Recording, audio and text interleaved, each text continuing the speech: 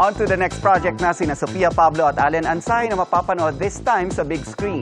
And what's next for Anton Binzon matapos ang kanyang unang project na Mga Batang Riles? Narito ang aking chika. Sinulit ni na Sofia Pablo at Allen Ansay, aka Team Althea, ang kanilang time lalo't nagpe-prepare na sila for their next project after ng successful run ng seryeng prinsesa ng City Jail. This time, exploring new territories at hindi na sa telebisyon. Meron kaming upcoming movies. Yes, movies na gagawin. Yes, movies with an S. Hindi lang isa. So, exciting siya kasi excited din kami sa mga makakasama namin. Ang first movie na kanilang gagawin, panibagong genre din para sa kanila.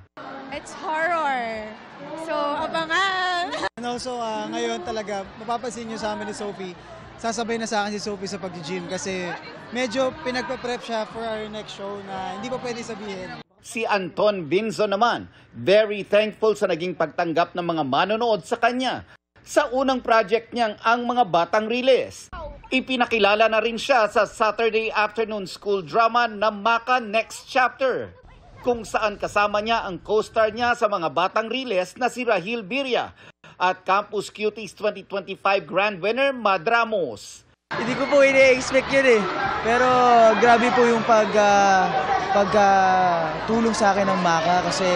Alam mo raw yung pagiging Batang Riles mo sa Yun na nga eh, parang naging bully ako, naging mabait tapos naging bully. Parang gusto ko munang gumulpi sa mga Maka na yan.